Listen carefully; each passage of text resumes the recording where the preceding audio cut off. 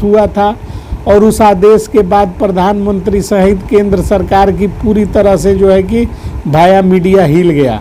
और केंद्र सरकार तो कोर्ट के द्वारा काफ़ी जो है कि फटकार लगाई गई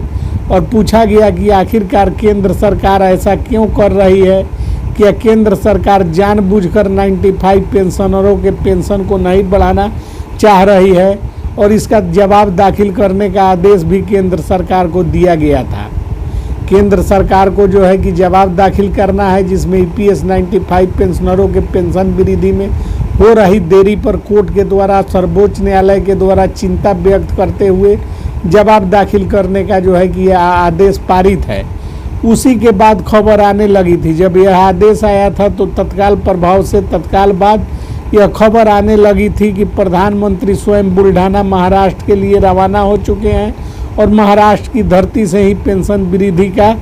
आधिकारिक घोषणा किया जाएगा। किंतु इन मौका पर जो है कि PM का दौरा स्थगित कर दिया गया और खबरें आने लगी कि जो है कि जितने भी सिक्योरिटी टाइट करनी शुरू हो गई थी, लोग जाने इकट्ठा होना शुरू हो गए थे चाक चौबंद सिक्योरिटी के बीच, देर शाम खबर आई कि PM का जो है कि प्रोग्राम जो संभावित था उसकी आधिकारिक घोषणा नहीं हुई थी। अटकलों का बाजार गर्म था, उस पर विराम लगा और बताया गया कि जो है कि PM का प्रोग्राम था जो कि स्थगित कर दिया गया था।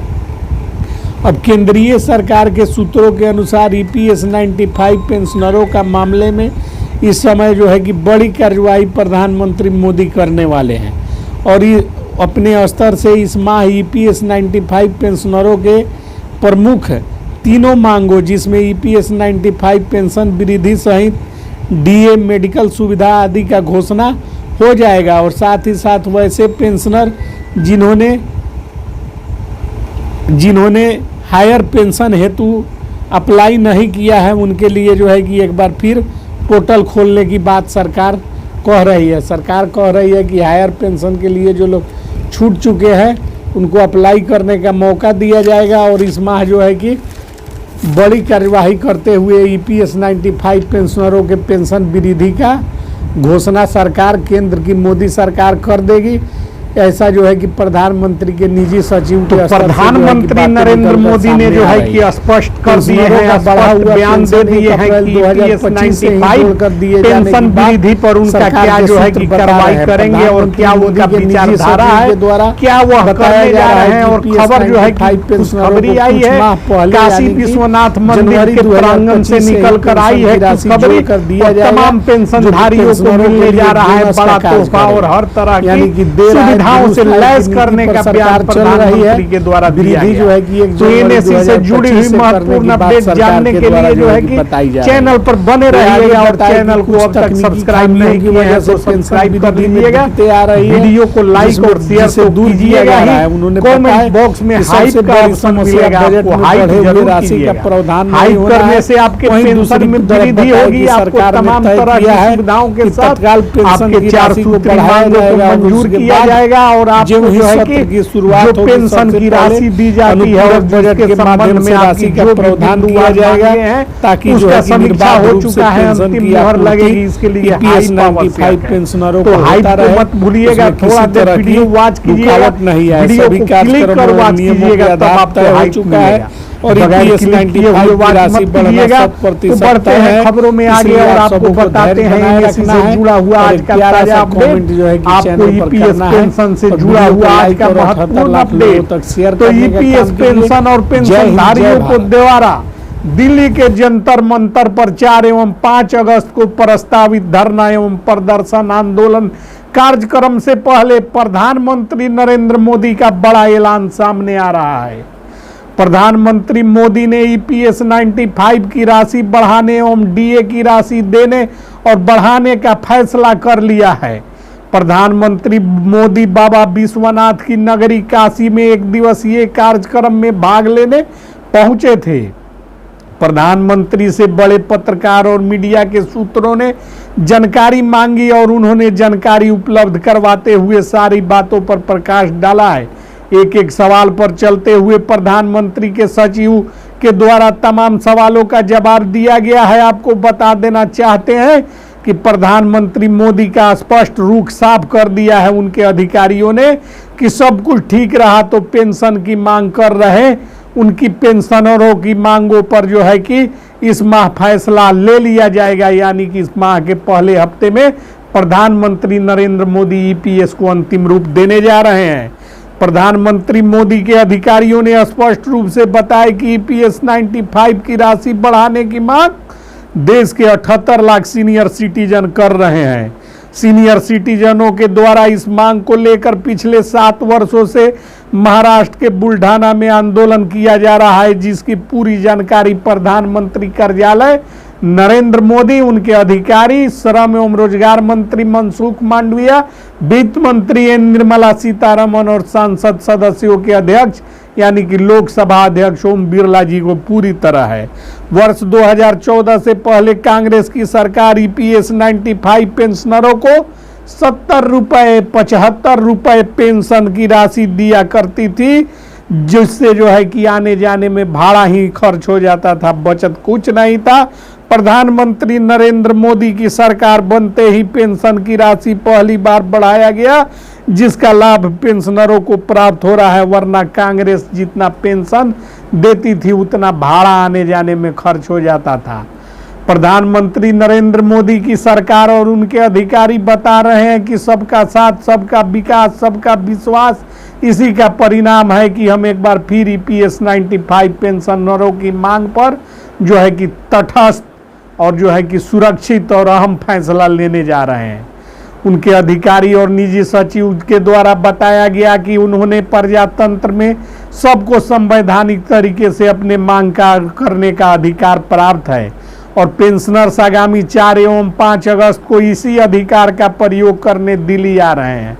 प्रधानमंत्री नरेंद्र मोदी की सरकार पेंशनरों का दिल्ली के जंतर मंतर पर हार्दिक स्वागत करने की तैयारी में लगी हुई है और अपनी बातों को पेंशनर रखेंगे और उस पर समीक्षा उपरांत कार्यवाही करने का निर्देश प्रधानमंत्री नरेंद्र मोदी के द्वारा दिया गया है। वैसे प्रधानमंत्री नरेंद्र मोदी की सरकार ने पेंशनरों की सभी मांगों को पूरी समीक्षा करवा चुकी है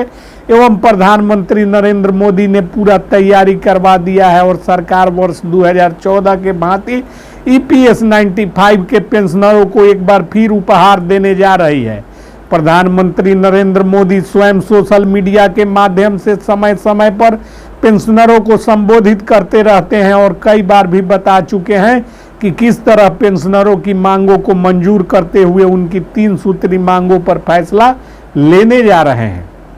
प्रधानमंत्री के बयान के बाद माना जा रहा है कि अगस्त के महीने में ईपीएस 95 पेंशन की राशि वृद्धि करने का कार्य प्रधानमंत्री पूर्ण कर देंगे और ईपीएस 95 पेंशनरों को बड़ा उपहार देने का काम करेंगे और पेंशनरों की मांग पूरी होने जा रही है। इस बीच कमांडर अशोक रावत, जो कि लगातार संघर्ष की राह पर आगे बढ़ते हुए आंदोलन का नेतृत्व कर रहे हैं, उन्होंने 4 एवं 5 अगस्त को दिल्ली के जंतर मंतर पर देश के 78 lakh senior citizen trade union के कर्मचारी भारतीय मजदूर संघ वालों को बुलाया है, जिसमें बड़ी संख्या में उत्तर प्रदेश, मध्य प्रदेश, हरियाणा, नई दिल्ली, बिहार, पश्चिम बंगाल, कर्नाटक और देश के अलग अलग गुजरात, तमिलनाडु, महाराष्ट्र और अलग अलग राज्यों से 28 राज्यों से बड़ी संख्या में जो है कि ईपीएस 95 के pensioner, senior citizen, trade union के कर्मचारी, चीनी मिल वर्कर और जो है कि तमाम लोग पहुंच रहे हैं और 4 तारीख को आंदोलन की शुरुआत दिल्ली के जंतर मंतर पर कमांडर अशोक रावत के नेतृत्व में होगी,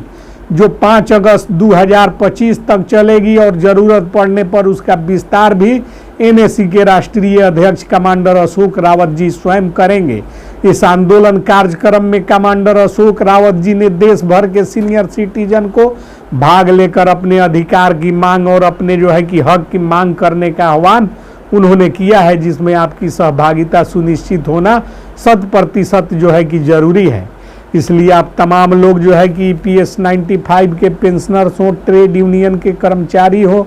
महिला वर्कर हो, चीनी मिल वर्कर हो, भारतीय मजदूर संघ के लोग हो, आप तमाम लोग बड़ी से बड़ी संख्या में पहुंचकर इस कार्यक्रम को सफल बनाने का काम कीजिए क्योंकि प्रधानमंत्री नरेंद्र मोदी अगस्त माह में आपके पेंशन की राशि बढ़ाने से पहले आप लोगों की संख्या और आपकी समीक्षा जरूर देखेंगे और आपकी मांगों को पूर्णतः मंजूर करते हुए आपको तमाम लाभ प्रदान करेंगे, क्योंकि फाइलें पूरी तरह से तैयार हो चुकी है। फाइलों का एक एक कोना एक एक बारीकी पूर्वक सूत्रों ने अध्ययन किया है और पाया है कि फाइलों में वह सारी बातें उल्लिखित कर दी गई है जो आपकी 4 सूत्री मांगों में शामिल है। और आपकी 4 सूत्री मांगों के आधार पर तैयार किए गए फाइलों पर एक बार हस्ताक्षर होने के बाद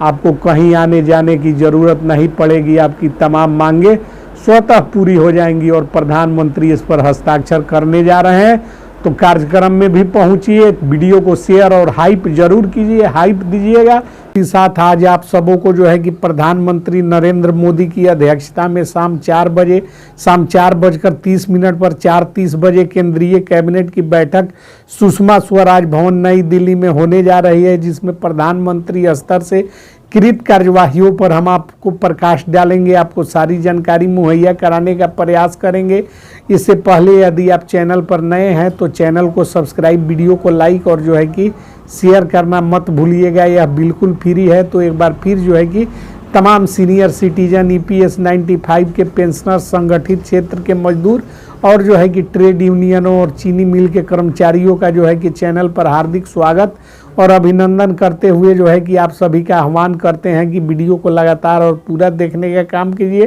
तो बढ़ते हैं खबरों की ओर बिना देरी किए हुए। आज शाम 4:30 बजे केंद्रीय कैबिनेट की बैठक सुषमा स्वराज भवन नई दिल्ली में प्रधानमंत्री नरेंद्र मोदी की अध्यक्षता में होगी, जिसमें प्रधानमंत्री नरेंद्र मोदी स्वयं मौजूद रहेंगे। प्रधानमंत्री मोदी से आज जो है कि देश की उम्मीदें काफ़ी बढ़ गया है। प्रधानमंत्री मोदी के द्वारा आज देश में चल रहे केंद्रीय योजनाओं और कार्यक्रमों के लिए राशि की स्वीकृति जो है कि केंद्रीय कैबिनेट के माध्यम से की जाएगी। प्रधानमंत्री मोदी द्वारा अपने सरकार के आगामी कार्यक्रम और नीतियों का जो है कि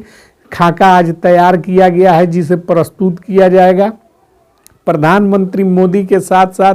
आज सुषमा स्वराज भवन में उपस्थित अन्य सभी अधिकारी भी रहेंगे और साथ ही सरकार के 1 साल का रिपोर्ट कार्ड प्रस्तुत करेंगे। अधिकारियों के द्वारा एक एक विभाग में आवश्यकता के हिसाब से राशि के आवंटन हेतु फाइलों को कैबिनेट में प्रस्तुत किया जाएगा और मंजूरी प्राप्त करवाया जाएगा। आपको बता देना चाहते हैं कि यदि चाहे वह केंद्र सरकार की योजना और कार्यक्रम हो, जितनी भी लाभप्रद और लाभकारी योजनाएं और कार्यक्रम होती है, जन कल्याणकारी नीतियां होती है, वह कैबिनेट के माध्यम से तय किया जाता है। चाहे वह कोई कानून बनाना हो, चाहे नियमावली का गठन हो या किसी को जो है कि कुछ उपहार स्वरूप देश को सौंपना हो, उसका निर्णय जो है कि केंद्रीय कैबिनेट करती है। और इसी को लेकर सुषमा स्वराज भवन नई दिल्ली में आज बड़ी बैठक और केंद्रीय कैबिनेट की बैठक आयोजित की जा रही है। आज के कैबिनेट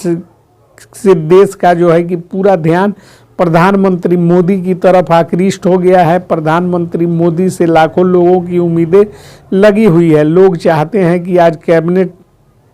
से केंद्र सरकार लोक हितकारी नीतियों और कार्यक्रमों की घोषणा करेंगे और जो है कि जनता को कुछ उपहार स्वरूप जो है कि नई राहत प्रदान करेंगे। ऐसे में EPS 95 पेंशनरों और सीनियर सिटीजन तथा प्राइवेट सेक्टर के कर्मचारियों का भी उम्मीद आज के केंद्रीय कैबिनेट के तरफ लगी हुई है, जहां इन लोगों का क्या मिलता है और क्या नहीं मिलता है यह तो शाम को स्पष्ट हो पाएगा। किंतु केंद्रीय कैबिनेट में शामिल केंद्रीय मंत्री मनसुख मांडविया तक एक बार फिर यह बात पहुंचाया जा चुका है कि EPS 95 के पेंशनर्स आखिर चाहते क्या हैं और उनकी मांगे क्या है। इसको लेकर विस्तृत ब्यौरा मनसुख मांडविया के पास मौजूद है और प्रधानमंत्री के निजी सचिव स्वयं इन सारी बातों से अवगत है कि देश के अलग अलग हिस्सों में और जो है कि केंद्र शासित प्रदेशों में जो है कि EPS 95 के पेंशनर लगातार जो है कि धरना प्रदर्शन, आंदोलन और जो है कि क्रांतिकारी जो है कि कार्यक्रम का संचालन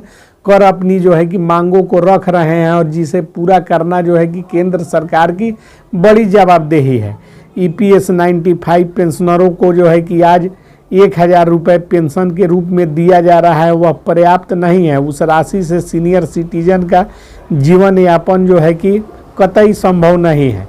और इसी कड़ी में आपको बता देना चाहते हैं कि 3 जून 2025 मंगलवार को एनएसई के मुख्यालय बुल्ढाना महाराष्ट्र में जिलाधिकारी कार्यालय के सामने ईपीएस 95 पेंशनरों द्वारा श्रृंखला अनशन आंदोलन के 6 वर्ष पूर्ण होने और 7वें वर्ष का आरंभ होने पर राष्ट्रीय संघर्ष समिति के नेता श्री BS नारखेड़े जी और श्री SD ठोके जी ने अनशन के कर प्रधानमंत्री के नाम जो ज्ञापन सौंपा उसे तत्काल ईमेल के माध्यम से जिलाधिकारी ने प्रधानमंत्री कार्यालय PMO को भेज दिया और कैबिनेट की बैठक को देखते हुए इसे जो है कि तत्काल प्रभाव से भेजने का काम किया, जल्दी से जल्दी भेजने का काम किया। और प्रधानमंत्री के सचिव के पास वह जो है कि मांग पत्र जो है कि बुल्ढाना जो NSE का मुख्यालय है महाराष्ट्र में, वहाँ से लगातार जो है कि श्रृंखलाबद्ध आंदोलन किया जा रहा है, जिसमें 6 वर्ष पूरे हुए हैं कल और 7वें वर्ष में जो है कि ये लोग पहुंच चुके हैं, प्रारंभ हुआ है। इस अवसर पर जो मांग पत्र दिया गया उसे तत्काल प्रभाव से जिलाधिकारी ने तेजी दिखाते हुए केंद्रीय सरकार को भेजने का काम किए हैं। इसके लिए बधाई के पात्र हैं। इसलिए भी उम्मीदें काफ़ी और बढ़ जाती है। और ज्ञापन जो प्रधानमंत्री के नाम सौंपा गया है उसमें बताया गया है कि सीनियर सिटीजन को खाने पीने की चीज़ों सहित दवाई और दूध वगैरह की खरीदारी हेतु काफ़ी कठिनाइयों का सामना करना पड़ रहा है। इसलिए बुजुर्गों के प्रति मानवता के आधार पर EPS 95 की राशि 7,500 एवं DA का प्रावधान किया जाए तथा मेडिकल फैसिलिटी में आजीवन पति पत्नी को मुफ्त चिकित्सा सुविधा में शामिल किया जाए। EPS पेंशनरों सहित देश के 78 लाख पेंशनरों के परिवारजन भी काफ़ी उम्मीद के साथ केंद्रीय कैबिनेट की बैठक की तरफ देख रहे हैं। जो आज शाम तक किसकी उम्मीदें पूरी होती है और कौन नाउम्मीद होते हैं यह तो शाम को पता चलेगा। लेकिन प्रधानमंत्री नरेंद्र मोदी से उम्मीदें काफ़ी बढ़ चुकी है। प्रधानमंत्री मोदी से जो है कि लगातार उम्मीदें बढ़ने का कारण है क्योंकि केंद्र सरकार के केंद्रीय मंत्री, चाहे वह जो है कि वित्त मंत्री निर्मला सीतारमन हो, मनसुख मांडविया जी हो, ये लोग लगातार जो है कि आश्वासन देने का काम करते आ रहे हैं। और खबरें भी जो है कि तमाम मीडिया हाउसेस के द्वारा दिखाया जाता है, जिसमें यह जो है कि बातें प्रकाश में आती रही हैं कि जो केंद्रीय कैबिनेट की बैठक होने वाली है उसके माध्यम से EPS 95 पेंशनरों के फाइल को स्वीकृत किया जाएगा। इसलिए उम्मीदें तो काफ़ी कुछ बढ़ जाती है, लेकिन जो है कि उम्मीदें पूरी होती है या नहीं यह जो है कि बहुत बड़ी बात है। और इसका जो है कि पूरा श्रेय प्रधानमंत्री नरेंद्र मोदी को है, क्योंकि प्रधानमंत्री स्वेच्छापूर्वक यदि चाहेंगे तो जो है कि उम्मीदें तमाम पूरी कर सकते हैं। उनके अधिकार क्षेत्र की बात है, वह जो है कि तमाम फाइलों को मंगवा कर उसको मंजूरी भी प्रदान कर सकते हैं या समय लेकर जो है कि अगले कैबिनेट टालने का भी काम कर सकते हैं। ऐसे में जो है कि इस चैनल के माध्यम से एक बार फिर हम EPS 95 पेंशनर्स ट्रेड यूनियन के कर्मचारियों और सीनियर सिटीजन के तरफ से केंद्र सरकार से यह मांग करते हैं कि आज ही के कैबिनेट में तत्काल प्रभाव से EPS 95 पेंशनरों के पेंशन को बढ़ाने का काम किया जाए, DA का प्रावधान किया जाए, मेडिकल फैसिलिटीज़ में पति पत्नी को शामिल किया जाए और मुफ्त चिकित्सा सुविधा आजीवन जो है कि उपलब्ध करवाया जाए। क्योंकि सीनियर सिटीजन को दवाइयों, दूध और जो है कि क्रय शक्ति की कमी की वजह से परेशानियों का सामना करना पड़ रहा है, जिससे जो है कि इनको छुटकारा मिले। तो एक प्यारा सा कमेंट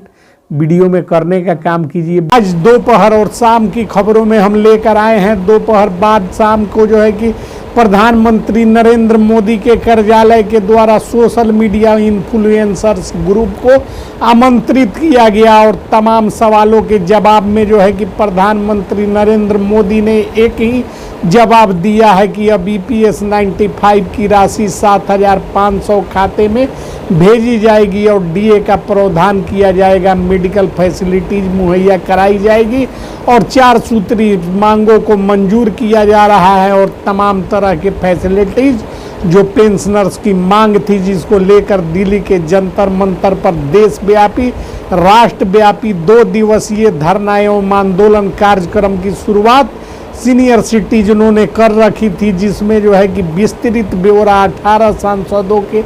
दल के द्वारा PMO को प्रस्तुत किया गया था। साथ ही साथ सचिव स्तर के अधिकारी विशेष सचिव अदनान सामी और टीबी सोमनाथन के संयुक्त अनुशंसाओं के आलोक में ईपीएस पेंशन की राशि बढ़ाने को लेकर प्रेस कॉन्फ्रेंस का आयोजन आज दोपहर बाद पीएमओ में जो है कि हुआ, जहां सूत्रों ने जो है कि जाकर तमाम कवरेज जारी किया है और कवरेज के हिसाब से आपको खबरों को बताएंगे। आप खबरों में पूरा बने रहिएगा, जुड़े रहिएगा। वीडियो को लाइक, चैनल को सब्सक्राइब, शेयर और हाइप जरूर कीजिएगा। तो ईपीएस 95 सीनियर सिटीजनों के द्वारा दिल्ली के जंतर मंतर पर धरना एवं प्रदर्शन कार्यक्रम के बाद 18 सांसदों ने जो रिपोर्ट के साथ मांग पत्रों की प्रति प्रधानमंत्री मोदी को सौंप दिया। उसके बाद स्पष्ट हो गया कि प्रधानमंत्री मोदी ईपीएस 95 पेंशन की राशि 7,500 करने और फाइल पर जो है कि आज हस्ताक्षर करेंगे, यानी कि मोदी ने तय कर लिया है कि आज ईपीएस 95 की राशि बढ़ाई जाएगी। डीए का प्रावधान तथा मेडिकल सुविधा में पति पत्नी को शामिल किया जाएगा। इस बात की जानकारी मुहैया करवाने हेतु आज दोपहर पीएमओ के विशेष सचिव अदनान सामी के नेतृत्व में सोशल मीडिया इन्फ्लुएंसर ग्रुप की प्रेस कॉन्फ्रेंस बुलाया गया था, जिसमें सभी जानकारी उपलब्ध करवाया गया है। बताया जा रहा है कि 70 प्लस सीनियर सिटीजनों के द्वारा दिल्ली के जंतर मंतर पर आयोजित धरना एवं राष्ट्रव्यापी आंदोलन कार्यक्रम की जांच से मोदी सरकार काफ़ी जो है कि परेशान है, क्योंकि राष्ट्रीय मानवाधिकार आयोग के द्वारा प्रधानमंत्री मोदी को नोटिस दिया गया है, जिसमें पूछा गया है कि केंद्र की सरकार एक जनता के द्वारा चुनी हुई सरकार है और जिसका कार्य देश में जन कल्याणकारी योजनाओं कार्यक्रमों का संचालन करना है, तो फिर कैसी इसी परिस्थिति उत्पन्न हुई और कैसे जो है कि देश के 78 लाख सीनियर सिटीजन